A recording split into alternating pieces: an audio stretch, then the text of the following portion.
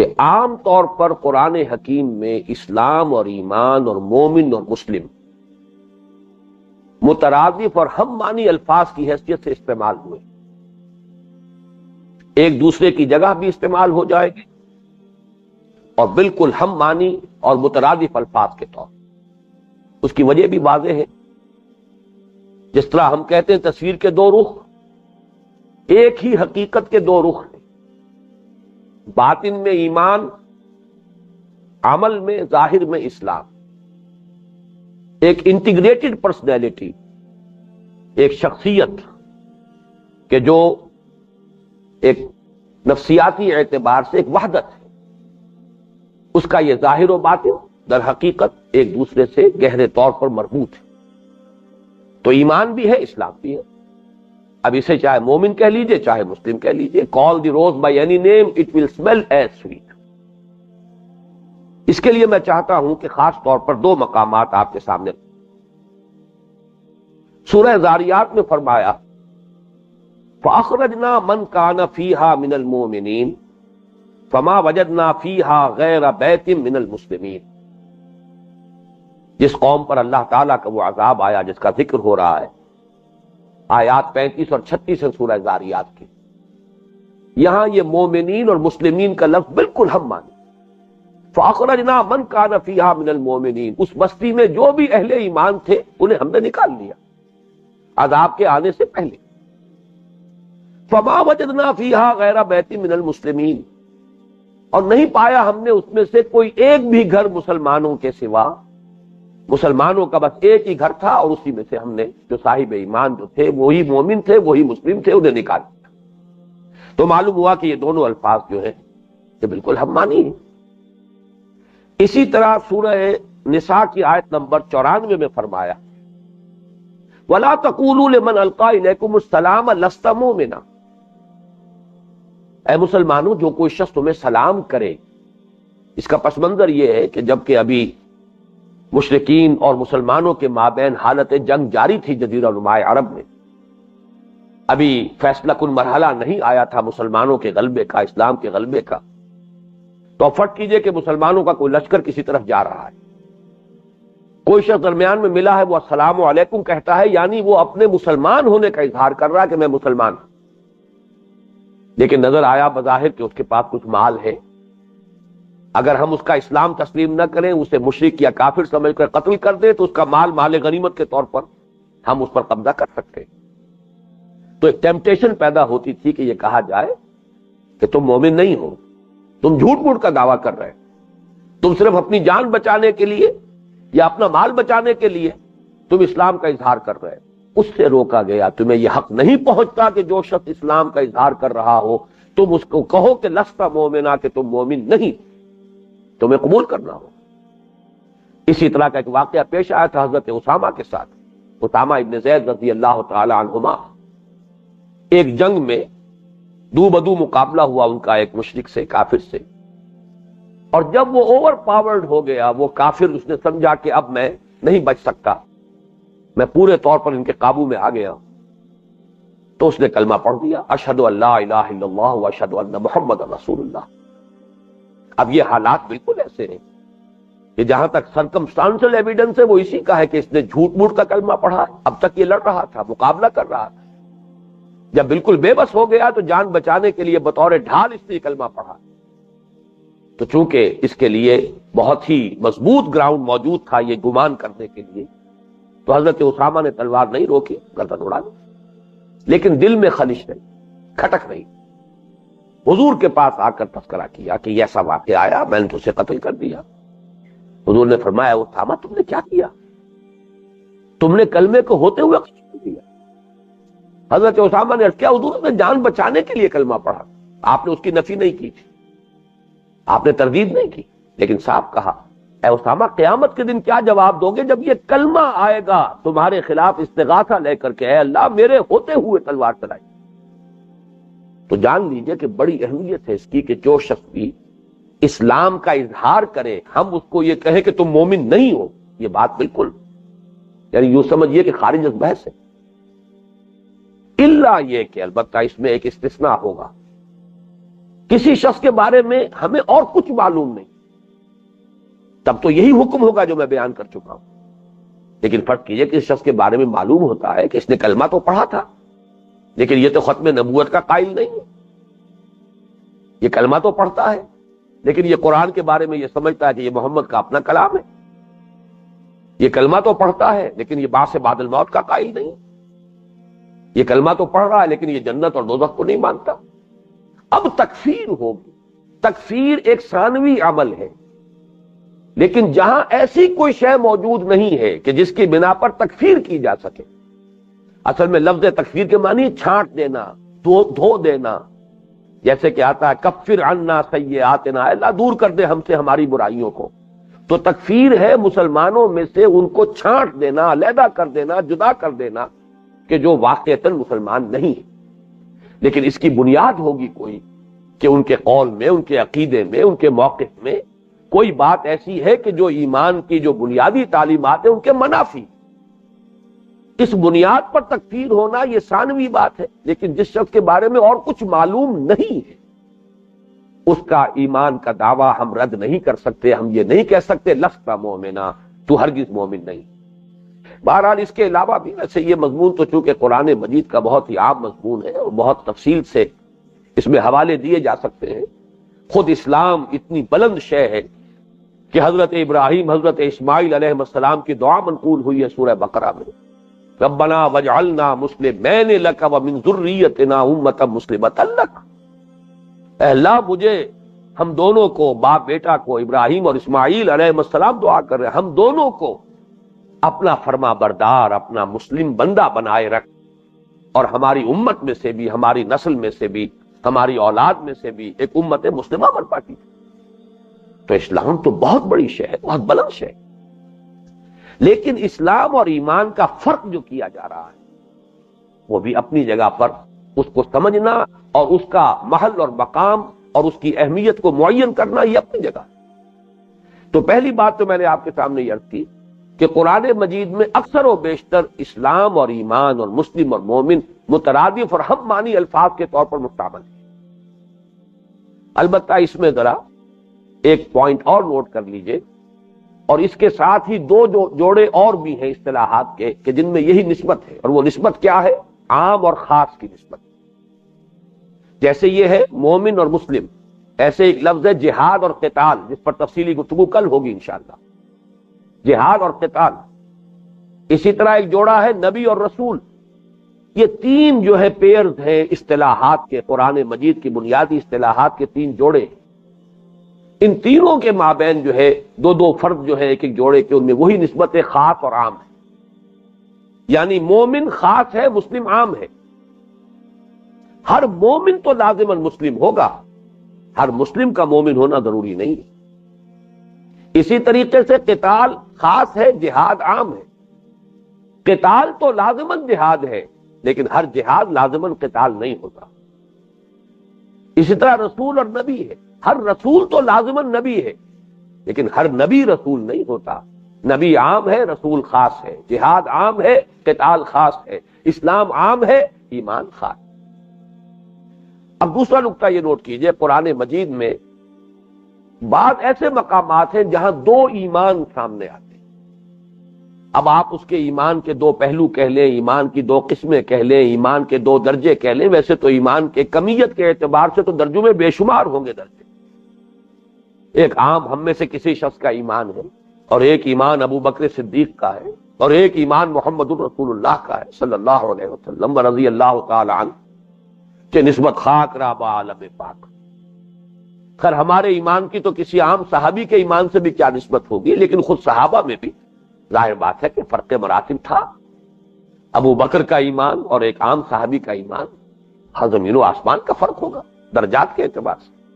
لیکن دو basic categories ہیں ایمان کی، اس کی طرف اشارہ ملتا ہے. ایک تو سورہ نساء کی آیت نمبر 136، یا ایھا الذین آمنوا آمنوا باللہ ورسولہ والکتاب الذی نزل علی رسولہ والکتاب الذی انزل من قبل. اے ایمان والو، ایمان لاؤ اللہ پر اور اس کے رسول پر اور اس کتاب پر جو اس نے اپنے رسول پر نازل کی اور اس کتاب پر جو اس نے پہلے نازل کی. اب یہاں دیکھیے اسلوب ہے، اے ایمان والو ایمان لاؤ، کیا مانی ہوئی؟ دو ایمان ہو گئے، ایک ایمان تو انہیں حاصل ہے، اسی لیے کہا جا رہا ہے یا ایھا الذین آمنوا، لیکن کوئی اور ایمان ہے جو ابھی حاصل نہیں ہے، جس کے حصول کی ترغیب دی جا رہی ہے۔ یا ایھا الذین آمنوا آمنوا باللہ ورسولہ والکتاب الذی نزل علی رسولہ والکتاب الذی انزل من قبل، سورۃ النساء آیت 136۔ یہی انداز ہے سورہ صف کی آیت 10 اور 11 کا۔ یا ایھا الذین آمنوا سے خطاب ہے، یا ایھا الذین آمنوا هل ادلکم علی تجارۃ تنجیکم من عذاب علیم تؤمنون باللہ ورسولہ وتجاہدون فی سبیل اللہ باموالکم وانفسکم ذالکم خیر لکم ان کنتم تعلمون۔ اہل ایمان، کیا تمہیں وہ کاروبار بتایا جائے؟ کیا میں تمہیں وہ تجارت بتاؤں جو تمہیں جہنم سے، دردناک عذاب سے چھٹکارا دلا دے، نجات دلا دے؟ ایمان لاؤ اللہ پر اور اس کے رسول پر، اور جہاد کرو اس کی راہ میں، کھپا دو اس میں اپنی جانیں بھی اور اپنے مال بھی، یہی تمہارے لیے بہتر ہے اگر تم سمجھو۔ معلوم ہوا خطاب بھی یا ایھا الذین آمنوا تھے، اور پھر ان کو کہا جا رہا ہے ایمان لاؤ، جیسے کہ ایمان لانے کا۔ تو یہ دو مقامات اس اعتبار سے اہم ہیں کہ ثابت ہو رہا ہے کہ ایمان دو مختلف ایمان ہیں از روئے قرآن، یعنی اس کے لیے کوئی اور خارجی دلیل نہ بھی ہو تو قرآن مجید کی ان داخلی شواہد سے ثابت ہے کہ یہ دو قسمیں ہیں ایمان کی، یہ دو ایمان کو ایک دوسرے سے مختلف ہیں۔ یہی ہے در حقیقت کہ جس کو سورہ حجرات میں ایمان اور اسلام کی دو علیحدہ علیحدہ اصطلاحات کے حوالے سے ممیز کر دیا گیا۔ ایک ایمان ہے اقرار باللسان والا ایمان، ایک ایمان ہے تصدیق بالقلب والا ایمان، ایک ایمان ہے ظاہری ایمان، ایک ایمان ہے باطنی اور حقیقی ایمان۔ یہ دو ایمان ہے۔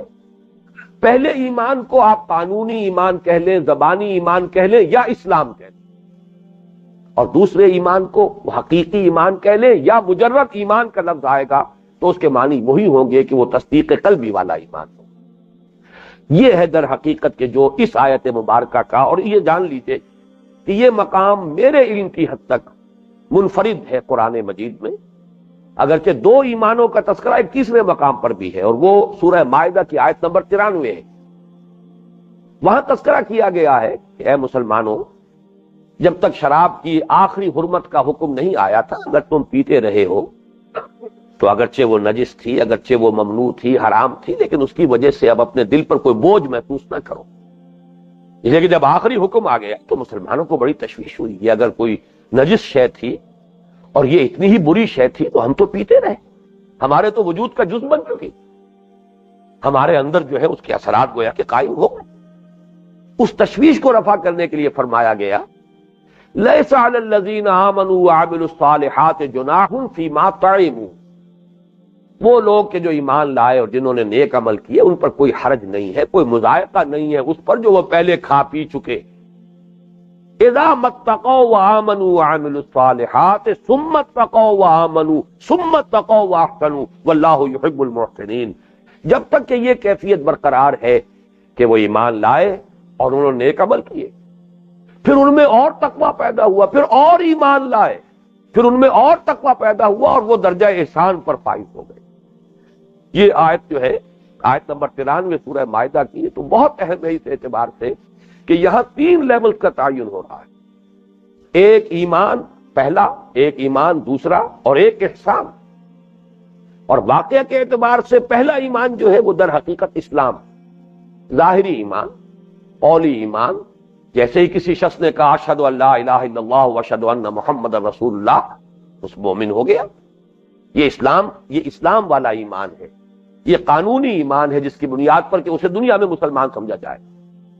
پھر اگر واقعتاً دل میں ایمان داخل ہو گیا اب وہ حقیقی ایمان، اذا اتقوا وآمنوا وعملوا الصالحات ثم اتقوا وآمنوا، دوسری مرتبہ پھر مزید تقویٰ ہوا، دل میں داخل ہوا ایمان، اب وہ ہوئے مومن۔ ثم اتقوا واحسنوا، پھر تیسرا درجہ یہ ہے ایمان اتنی گہرائی تک پہنچ جائے، جیسا کہ حدیث جبرائیل میں آیا ہے کہ انسان کی ایک ایسی کیفیت پیدا ہو جائے ان تعبد اللہ کانک تراہ فإن لم تکن تراہ فإنہ یراک، اس درجے استحضار ہو اللہ تعالی کے یقین کا کہ انسان ایسے اللہ کی بندگی اور اطاعت کر رہا ہو گویا کہ اپنی آنکھوں سے اللہ کو دیکھ رہا ہے۔ اور اگر یہ نہیں تو کم سے کم یہ کیفیت تو ہو، ہر وقت مستحضر رہے کہ میں اللہ کی نگاہ میں ہوں، اللہ مجھے دیکھ رہا ہے۔ اگر یہ کیفیت ہو جائے اور دائمی ہو جائے تو یہ درجہ احسان ہے، یہ بلند ترین منزل ہے عذرو قرآن۔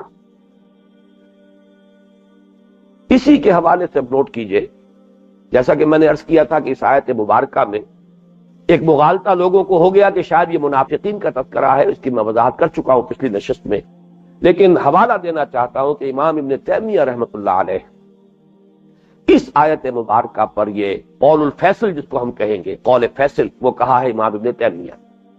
کتاب الایمان ان کی بڑی مشہور تصنیف ہے، اگرچہ اس کے اکثر مباحث تو وہ ہے کہ جو آج ہمارے لیے irrelevant ہو گئے، اس لیے کہ وہ جو منطق کا اور فلسفے کا معاملہ آیا تھا، یونان کی طرف سے جو حملہ ہوا تھا یونان کی منطق اور فلسفے کا، اس کے حوالے سے جو مسائل پیدا ہو گئے تھے زیادہ تر اس سے بحث کی گئی ہے۔ لیکن اس آیت پر بھی بڑی تفصیلی بحث موجود ہے کہ یہاں منافقین مراد نہیں ہے، بلکہ یہ مسلمان ہی ہے کہ جن کے دلوں میں ابھی یقین والی کیفیت پیدا نہیں ہوئی۔ اس کے ضمن میں چاہتا ہوں مزید کچھ احادیث آپ کو سنا دینا۔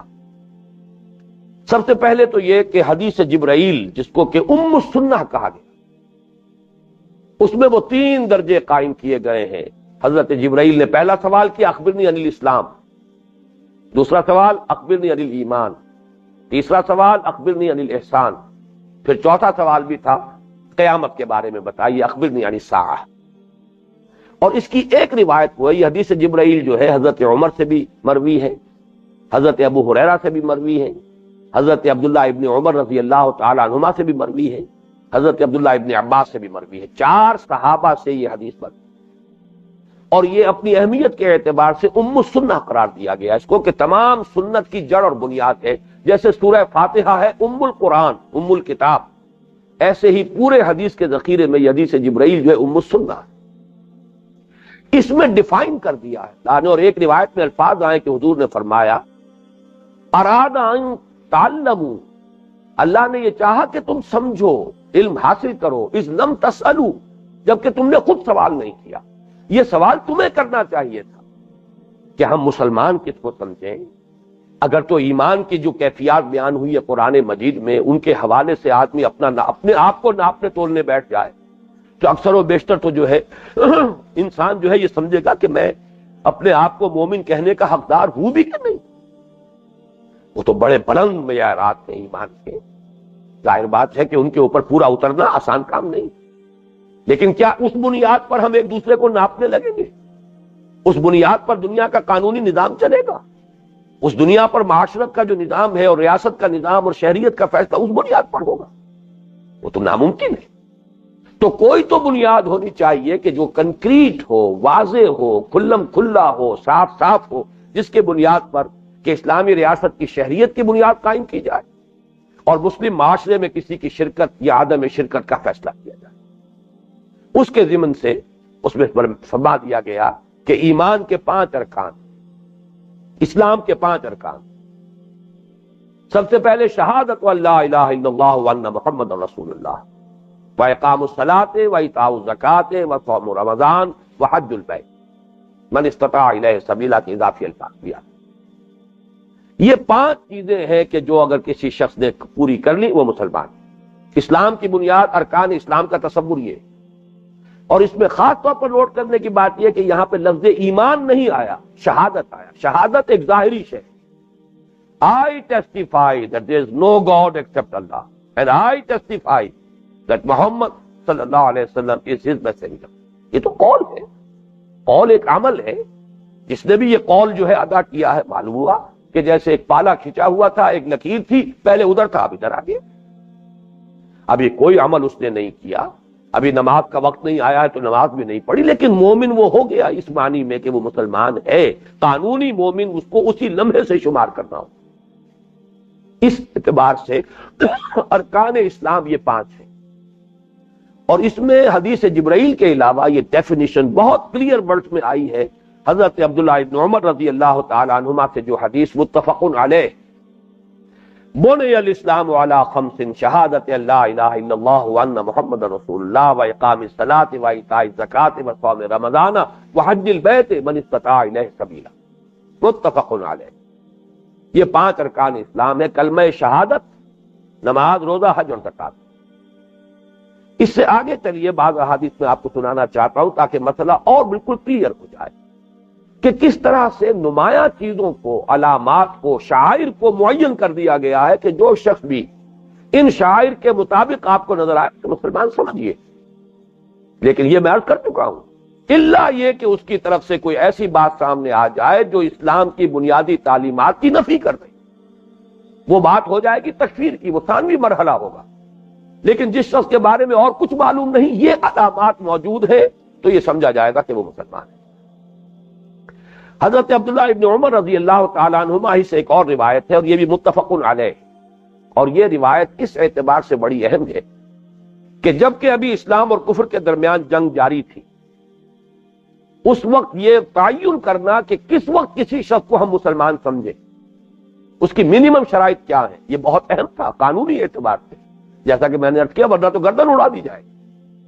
اس وقت تو حالت جنگ ہے اسلام اور کفر کے مابین، اگر کوئی شخص مسلم نہیں ہے، اگر وہ اس کا اسلام واجب التسلیم نہیں ہے، تو وہ پھر واجب گردن صدری ہے۔ اس اعتبار سے عن ابن عمر رضی اللہ عنہما قال قال رسول اللہ صلی اللہ علیہ وسلم امرت ان اقاتل الناس، حضور نے ارشاد فرمایا مجھے حکم ہوا ہے کہ میں لوگوں سے جنگ جاری رکھوں، حتی یشہدوا ان لا الہ الا اللہ وان محمد رسول اللہ، یہاں تک کہ وہ گواہی دے اس بات کی کہ اللہ کے سوا کوئی معبود نہیں، اور یہ کہ محمد اللہ کے رسول ہے صلی اللہ علیہ وسلم۔ وَيُقِيمُ الصَّلَاةَ وَيُؤْتُوا الزَّكَاةَ، نماز قائم کریں، زکات ادا کریں۔ فَإِذَا فَعَلُوا ذَلِكَ عَصِمُوا مِنِّي دِمَاءَهُمْ وَأَمْوَالَهُمْ إِلَّا بِحَقِّ الْإِسْلَامِ، جب وہ یہ کام کر دیں گے تو پھر انہوں نے بچا لیا مجھ سے اپنی جانوں کو بھی اور اپنے اموال کو۔ اب مسلمان تسلیم کیے جائیں گے، ان کی جانیں بھی محفوظ ہو گئی، ان کے مال بھی محفوظ ہو گئے، الا بحق الاسلام، اسلام کا کوئی حق واقع ہو جائے ان پر تو بات اور ہے، یعنی اسلام کا حق ہے زکات، زکات تو لی جائے گی، جبرن بھی لی جائے گی۔ اسی طریقے سے ان کے ہاتھوں اگر کسی مسلمان کا قتل ہو گیا ہے، قتل خطا، اس کی دیت لی جائے گی، جبرن بھی لی جائے گی۔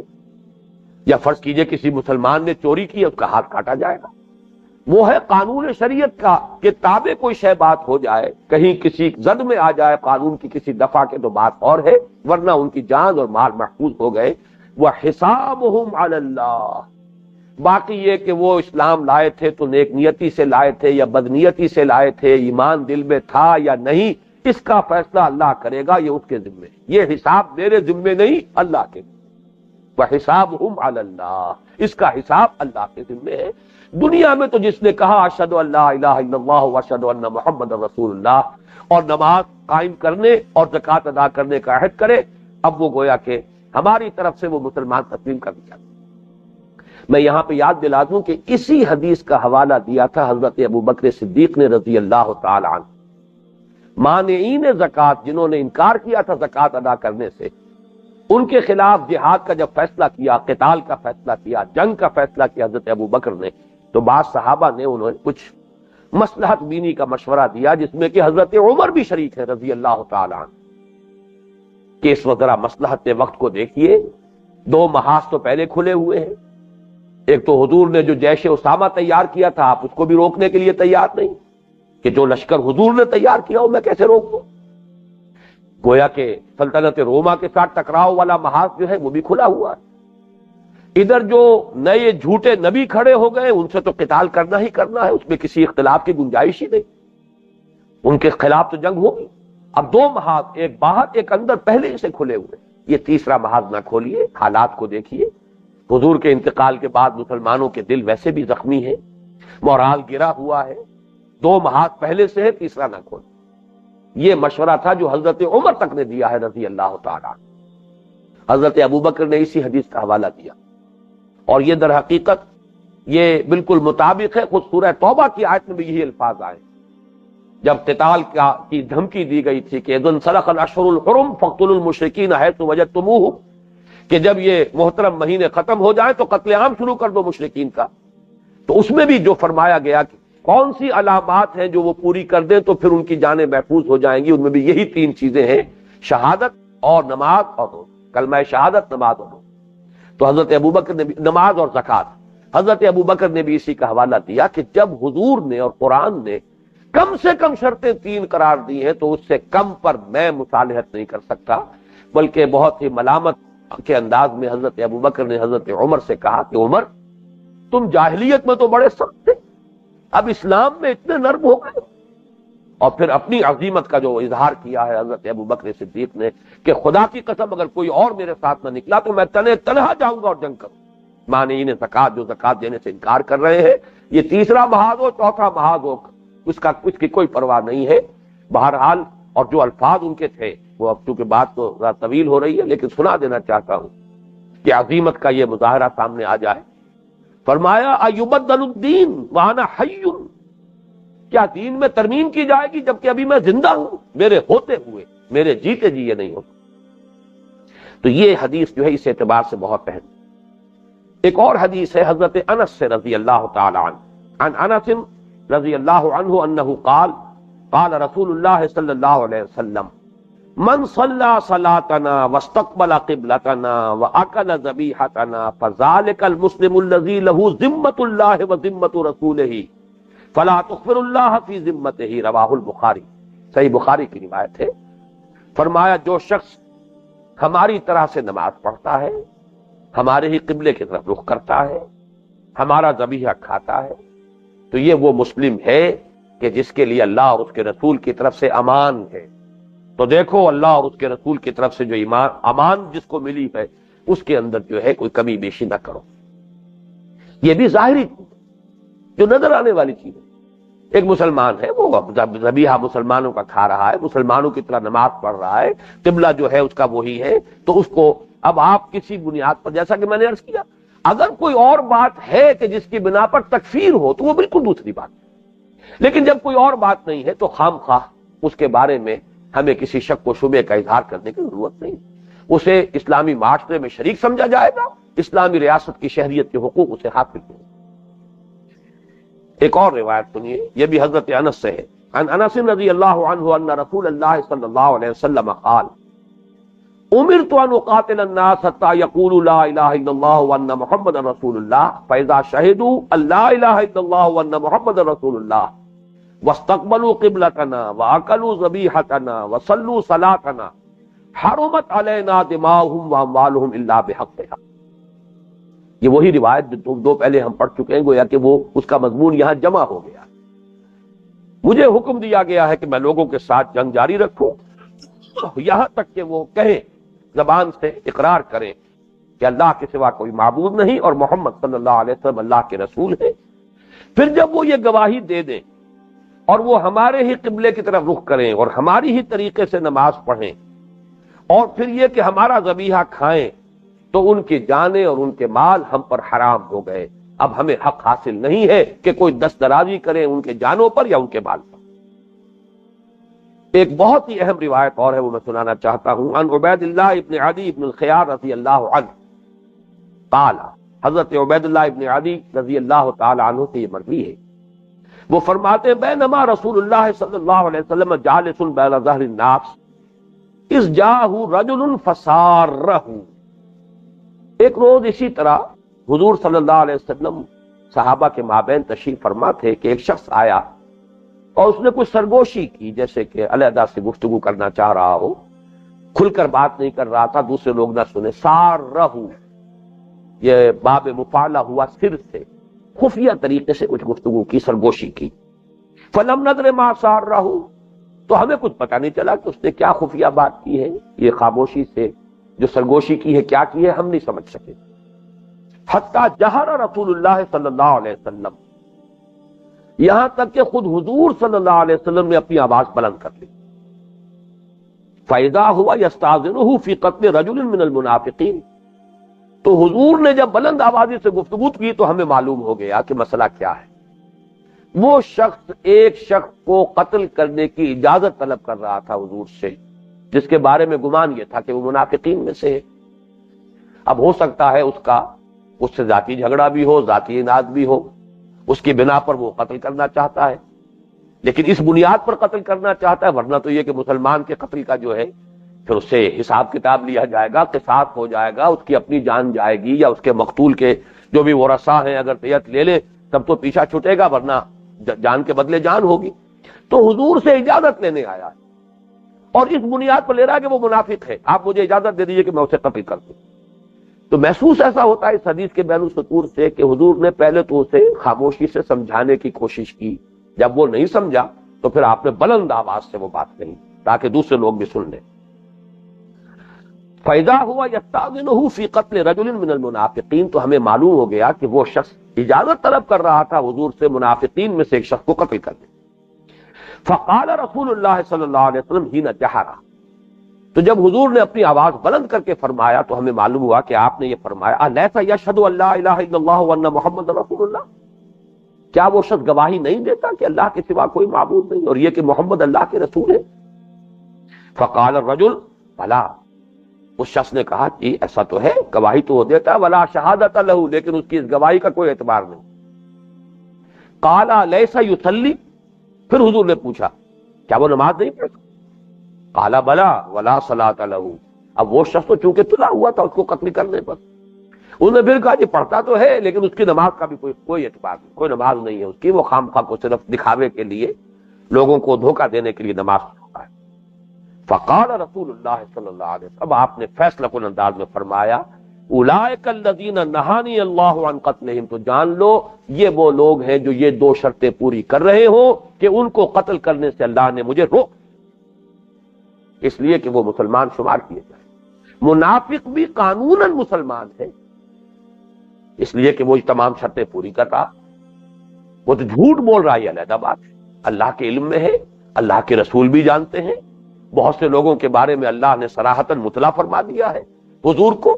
پھر یہ کہ حضور بہرحال قیافے سے اتقوا فراست المومن فإنه ينظر بنور اللہ، مومن کی فراست سے بچو، ڈرو، اس لیے کہ وہ تو اللہ کے نور سے دیکھتا ہے۔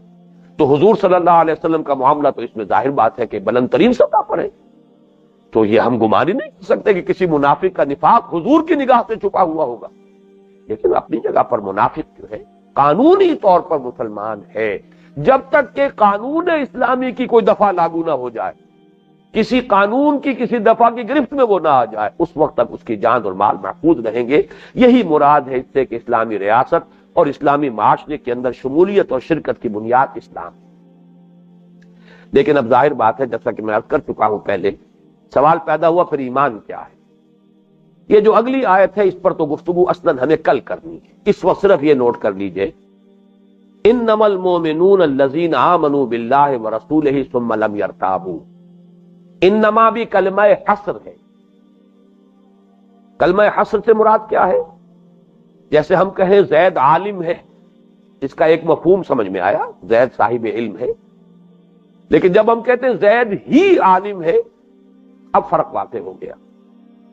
اب یہ کہ زید کے لیے علم بھی ثابت ہے اور یہ بھی ثابت ہے کہ اور کسی کے پاس علم نہیں ہے، زید ہی عالم ہے، بقیہ جو لوگ ہیں وہ علم سے محروم ہیں۔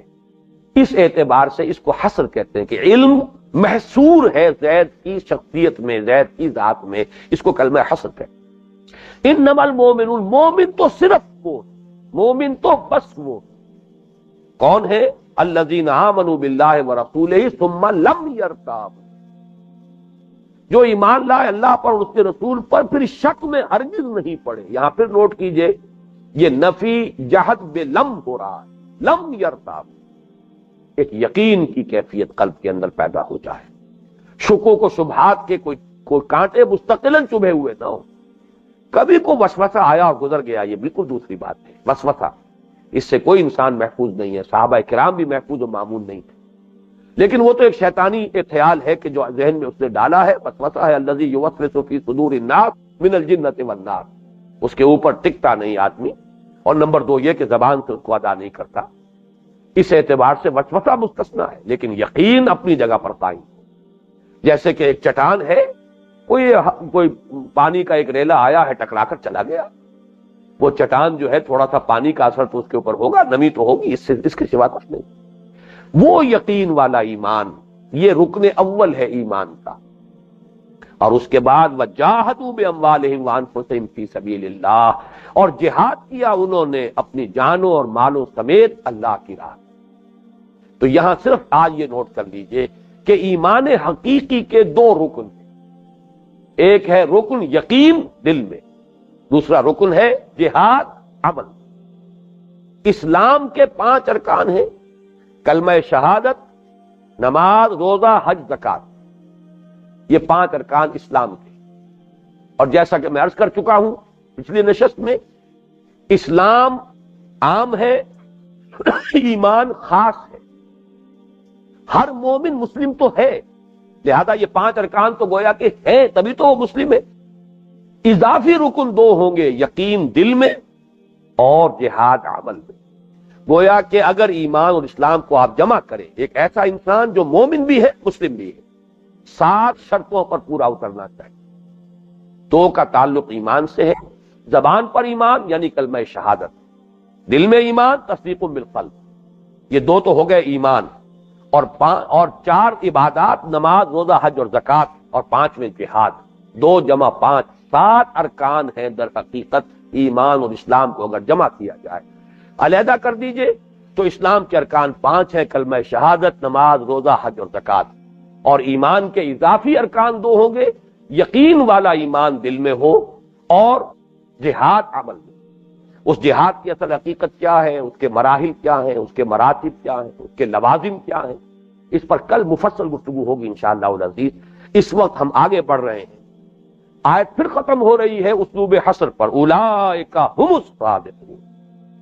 صرف یہی لوگ سچے ہیں دعوی ایمان میں جو یہ 2 شرطیں اضافی طور پر پوری کریں. 5 شرطیں پہلی اگر پوری کی ہے کسی نے، وہ مسلم ہے. ولیکن قولوا اسلمنا، تم کہہ سکتے ہو کہ ہم مسلمان ہیں اگر 5 شرطیں پوری ہو رہی.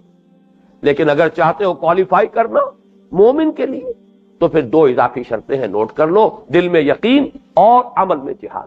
صرف وہ لوگ سچے ہیں دعوی ایمان میں. اب اس کے بعد جیسا کہ میں نے ابتدا میں جب تعارف کے اور تمہیدی باتیں میں بیان کر رہا تھا سورہ حجرات کے بارے میں، تو اس کا پس منظر بیان کیا کہ جب یہ لوگ جو فتح کے بعد ایمان لائے ہیں، اور یہ لوگ کہ جو اعراب میں سے تھے، ان کی کیفیت یہ بھی تھی کہ چونکہ ایک ہماری زبان کا ہریانہ کی زبان ہے، یہ تھوتھا چنا باجے گھنا. اردو میں بھی کہتے ہیں خالی برتن زیادہ کھڑکتا ہے، آواز زیادہ آتی ہے. کسی دیگچے میں اگر کچھ ہے تو وہ اس طریقے سے نہیں کھڑکے گا، جیسے کھنکے گا نہیں جیسے کہ خالی دیگچا جو ہے وہ کھڑکتا ہے. تو جن کے دل میں ایمان نہیں تھا وہ کچھ زیادہ ہی بڑھ چڑھ کے اظہار کرتے تھے اور احسان جتاتے تھے حضور پر بھی، اپنے اسلام کا بھی اعلان کر رہے ہیں اور احسان جتا رہے ہیں. خاص طور پر وہ لوگ جو بغیر لڑے بھڑے ایمان لے آئے تھے کہ دیکھیے حضور، ہم نے تو نہ آپ سے جنگ کی، نہ کبھی آپ کی مخالفت کی، ہم تو اسلام لے آئے، لہذا ہمارا حق کچھ زیادہ ہے، ہمیں کچھ صدقات میں سے بھی زیادہ حصہ ملنا چاہیے، ہماری رعایت زیادہ ہونی چاہیے. تو وہ زیادہ بڑھ چڑھ کر جو باتیں کرتے تھے اب اس کا تذکرہ ہو رہا ہے. پہلی بات تو یہ کہ تم کس کو بتانا چاہتے ہو کہ تم اسلام لے آئے؟ کیا اللہ کو جتلانا چاہتے ہو؟ قل اتعلمون اللہ بدینکم. یہ جو تم کہہ رہے ہو اپنا اسلام، ایمان، اس دعویٰ اسلام کا، ایمان کا، یہ بڑھ بڑھ کر اور چڑھ چڑھ کر کس کو بتانا چاہتے ہو؟ اللہ کو. قل اتعلمون اللہ بدینکم، اے نبی ان سے کہیے کیا تم اپنا دین بتا رہے ہو، جتلا رہے ہو اللہ کو؟ واللہ یعلم ما فی السماوات و ما فی الارض، حالانکہ اللہ تو جانتا ہے جو کچھ کہ ہے آسمانوں میں اور زمین میں. اگر تمہارے دل میں ایمان ہے، اگر تم واقعی ایمان والے ہو، تو کیا اللہ کی نگاہوں سے یہ بات چھپی ہوئی ہے؟ کیا اس کے علم سے باہر ہے؟ واللہ بکل شیء علیم، اللہ تو ہر شے کا جاننے والا ہے. دوسرے درجے میں اور اصل تھی بات یہ کہ وہ حضور پر احسان دھرتے تھے. یمنون علیک ان اسلموا، اے نبی یہ آپ پر احسان دھر رہے ہیں، اصل میں یہ اللہ کو تو کیا جتلائیں گے، چونکہ صدقات آپ کے ہاتھ میں ہے، تقسیم آپ کرتے ہیں، جو بھی مراعات اس معاشرے میں ہے اس کا اختیار بظاہر آپ کے ہاتھ میں ہے، لہذا یہ آپ پر احسان دھر رہے ہیں. یمنون علیک ان اسلموا. اب دیکھیے یہاں نوٹ کیجئے، یہاں لفظ اسلام اور ایمان پھر آ رہا ہے. یہ مقام جو ہے ایکسکلوسیو ہے اس اعتبار سے پورے قرآن مجید میں. اسلام اور ایمان ان کو علیحدہ علیحدہ بھی کیا گیا، لیکن اب اس آیت میں انہیں پھر جوڑا جا رہا ہے. یمنون علیک ان اسلموا، اے نبی یہ آپ پر احسان دھر رہے ہیں کہ اسلام لے آئے. قل لا تمنوا علی اسلامکم، کہہ دیجئے مجھ پر کوئی احسان نہ دھرو اپنے اسلام کا. بل اللہ یمن علیکم ان ہداکم للایمان ان کنتم صادقین، بلکہ اللہ کا احسان مانو، اللہ احسان دھرتا ہے تم پر کہ اس نے تمہیں ایمان کا راستہ دکھا دیا ہے. اگر تم سچے ہو، اگر تم اپنے دعوی اسلام میں بھی سچے ہو، یعنی میں نے جیسے کہ عرض کیا تھا کہ ایک تو وہ لوگ تھے جنہوں نے دھوکہ دینے کی نیت سے کلمہ پڑھا، ان کی بات نہیں ہو رہی۔ اگر تم نے دھوکے کی نیت کے بغیر یہ اسلام کا کلمہ ادا کیا ہے، کلمہ شہادت ادا کیا ہے، تو گویا کہ اللہ کا احسان مانو، تمہیں اس راستے پر وہ اللہ لے آیا ہے کہ جس کی آخری منزل ایمان ہے، اب ایمان تک پہنچ سکتے ہو، رسائی حاصل کر سکتے ہو۔ یا ایھا الذین آمنوا آمنوا باللہ ورسولہ، جو شخص اس سڑک پر آ گیا اب گویا کہ اس کے لیے آسان ہے کہ وہ ایمان تک رسائی حاصل کر لے۔ یہاں ہدایت اس معنی میں آ رہا ہے راستہ دکھا دیا ہے، تمہیں راہ دے دی ہے، راستہ دکھا دیا ہے۔ بل اللہ یمن علیکم ان ہداکم للایمان ان کنتم صادقین، اگر تم سچے ہو تو اللہ، اگر تم دعوی اسلام میں بھی سچے ہو، دیکھیے یہاں نوٹ کیجئے، یمنون علیک ان اسلموا ہے، ان آمنوا نہیں ہے، یمنون علیک ان اسلموا، اے نبی یہ آپ پر احسان دھر رہے ہیں کہ اسلام لے آئے۔ قل لا تمنوا علی اسلامکم، کہہ دیجئے ان سے کہ تم مجھ پر احسان مت دھرو اپنے اسلام کا۔ بل اللہ یمن علیکم ان ہداکم للایمان ان کنتم صادقین، بلکہ اللہ کا احسان مانو، منت منع کہ خدمت سلطان ہمی کنی، منت شناس ازو کہ بخدمت بداشت، تم اپنا احسان نہ سمجھو کہ بادشاہ کی خدمت کر رہے ہو، بادشاہ کا احسان مانو کہ اس نے تمہیں اپنی خدمت کا موقع دیا، اللہ کا احسان مانو کہ اس نے تمہیں اسلام کا راستہ دکھا دیا جس سے تم ایمان تک بھی رسائی حاصل کر سکتے ہو اگر تم سچے ہو۔ اگر اسلام کا دعویٰ بھی سچا ہے تو ایمان تک پہنچ جاؤ گے۔ اور یہاں ایک اہم نقطہ ہے جو آج کا وقت کی کمی کی وجہ سے وہ رہ گیا ہے، وہ انشاءاللہ تعالی کل میں اس کا جو قرض ادا کر دوں گا۔ اب آخری آیت اور نوٹ کر لیجئے، ان اللہ یعلم غیب السماوات والارض، یہ گویا کہ کنکلوڈنگ آیت ہے اس پوری سورہ مبارکہ کی۔ اللہ تعالیٰ تو ہر چھپی شے کا جاننے والا ہے، خواہ وہ آسمانوں کی ہو خواہ زمین، واللہ بصیر بما تعملون، اور اللہ دیکھ رہا ہے جو کچھ تم کر رہے ہو۔ اس میں ایک طرح کی دھمکی بھی ہوتی ہے، ہم دیکھ رہے ہیں تمہارے سارے کرتوت تمہاری نگاہ میں ہیں، یہ دھمکی کا انداز، اور ہم دیکھ رہے ہیں تمہاری قربانیاں، تمہارا ایثار، تمہارے اعمال صالحہ، اے نبی آپ کا اہل ایمان کے درمیان چلنا پھرنا سب ہماری نگاہوں میں، فإنک بأعیننا۔ اب یہاں پہ صاحب ایمان کے لیے ایک گویا کہ ہمت افزائی کا کلمہ ہے، واللہ بصیر بما تعملون، اور جن کے دلوں میں روگ ہے ان کے لیے یہی کلمہ جو تہدید کا کلمہ ہے، دھمکی کا کلمہ ہے۔ اللہ جانتا ہے جو کچھ کہ تم کر رہے ہو، اللہ دیکھ رہا ہے جو کچھ کہ تم کر رہے ہو۔ تو یہ گویا کہ دونوں طرف اس کا مفہوم موجود ہے۔ اللہ تعالی ہمیں ایمان حقیقی سے بہرہ اندوز فرمائے، اور جو اس کے ارکان ہیں اضافی، ارکان اسلام کے علاوہ ان پر مستضاد، ان کے تقاضوں کو پورا کرنے کی توفیق عطا فرمائے۔ بارک اللہ لی ولکم فی القرآن العظیم ونفعنی وإیاکم بالآیات والذکر الحکیم۔ ایک منٹ ذرا ٹھہر جائیے یہیں جہاں پر بھی آپ حضرات ہیں، کل کے بارے میں نوٹ کر لیجئے، اس سورہ مبارکہ کی اہم ترین آیت، ہمارے لیے اہم ترین، اس لیے کہ یہ اسلام کی بحث، ہم تو مسلمان ہیں اللہ کے فضل و کرم سے، مسلمانوں کے گھر میں پیدا ہوئے۔ آج کی یہ گفتگو زیادہ تر علمی نوعیت کی تھی، اصولی بحث تھی۔ ہمارے لیے عملی اعتبار سے اہم ترین آیت وہ ہے جس کو میں نے آج چھوڑا ہے کہ اس پر تفصیلی گفتگو کل ہو۔ اگر ہمارے دل میں کوئی امنگ ہے، کوئی آرزو ہے، کوئی تمنا ہے کہ ہم مومن بنے حقیقی معنی میں، اور قیامت کے دن اللہ تعالی ہمیں مانے کہ یہ ہمارا بندہ مومن بندہ ہے، تو اس کی شرائط کیا ہے؟ وہ ایمان حقیقی، اس پر بھی غور کرنا ہوگا، وہ کہاں سے حاصل ہوتا ہے، اور یہ جہاد اس کے تقاضے کیا ہیں، اس کے مراحل کیا ہیں، اس کے مدارج کیا ہیں، اس کے لوازم کیا ہیں، تاکہ ہم ایمان کے ان تقاضوں کو اللہ تعالی ہمیں اس کی توفیق دے کہ ہم انہیں صحیح طور پر سمجھ کر پورا ادا کر سکیں۔ لہذا کل کے لیے خصوصی طور پر دعوت دے رہا ہوں، اگرچہ عام تو معمول ہمارا ہفتے میں ایک ہی روز کے درس کا بن گیا ہے، لیکن کل کے لیے اضافی آپ جو ہے